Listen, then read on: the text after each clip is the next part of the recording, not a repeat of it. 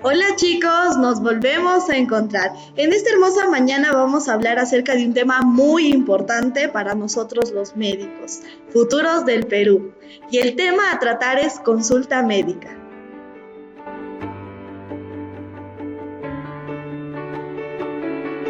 Consulta médica. Es el acto y encuentro de dos personas, una de ellas enferma en alguna de sus dimensiones y el otro el profesional de la salud, quien tratará de ayudar al primero a curar o aliviar su enfermedad, y si ello no fuera posible, le ayudaría a aliviar sus síntomas.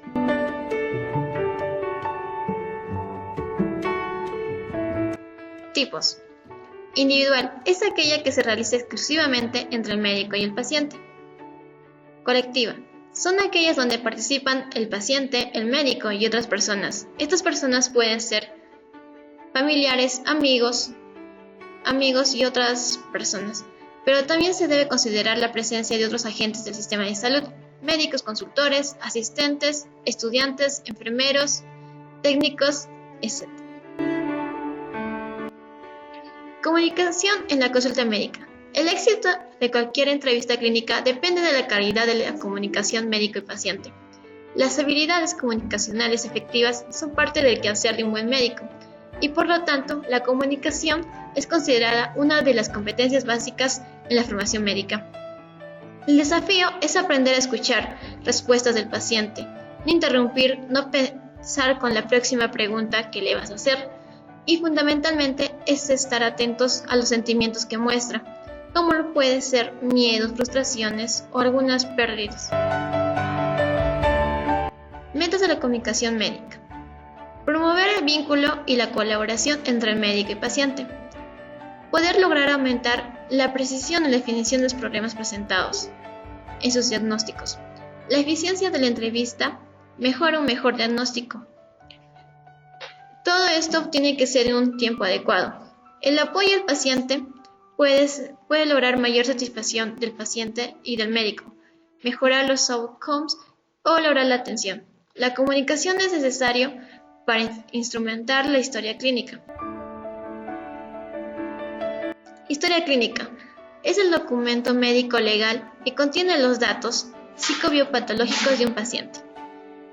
El interrogatorio o amnesis es el arte que aprende y desarrolla el médico para averiguar y conocer a través del relato oral o gesticulaciones datos fundamentales para el diagnóstico en la enfermedad actual.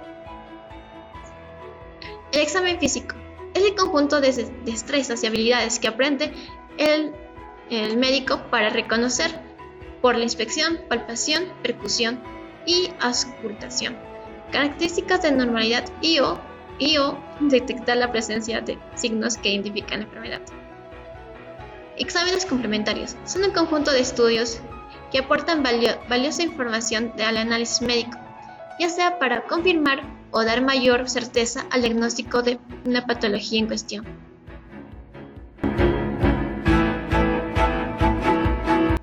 Ahora vamos a hablar acerca de las etapas de la consulta médica. Iniciamos con la recepción. Debemos entablar una relación basada en la confianza, seguridad y simpatía. Ser cordiales y amables. Un ejemplo claro puede ser: señora, señor, buenas tardes. Pase, tome asiento. ¿En qué le podemos servir?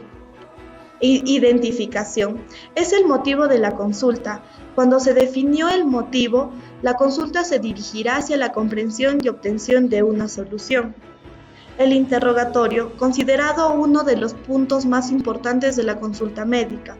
Se debe utilizar preguntas de tipo abierto que permitan al paciente poder expresarse libremente, poder contarnos los problemas, las dificultades de salud que ha estado presentando, los síntomas, los signos que ésta padece.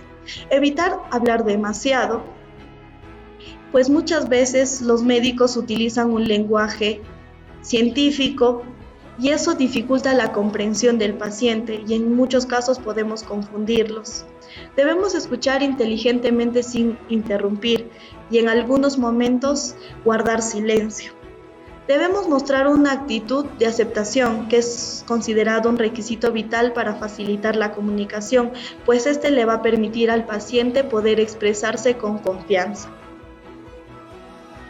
El examen físico es la etapa de mayor valor para el paciente, ya que éste la considera importante.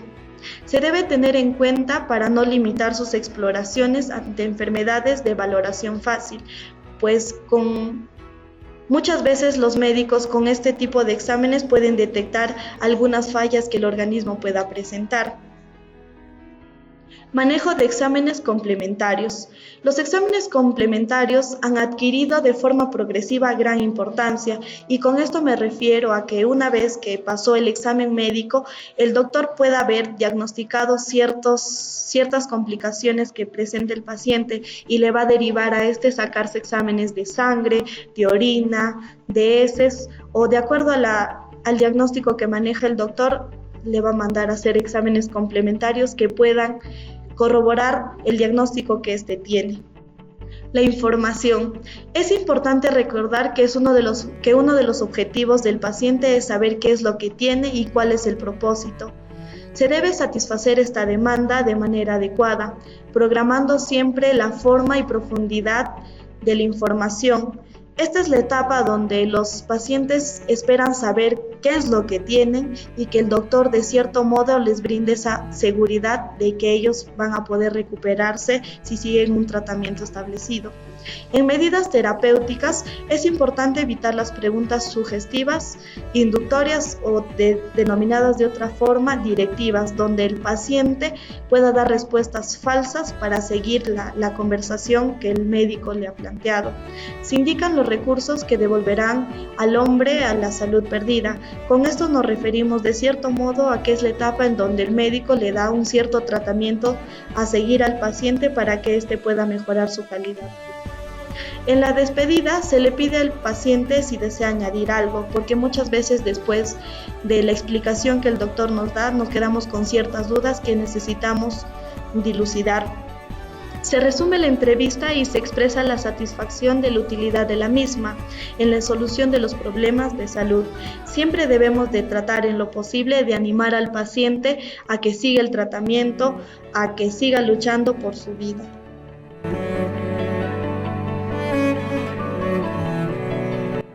Bien chicos, ahora vamos a hablar sobre los aspectos psicológicos que vamos a tomar en cuenta durante una consulta médica.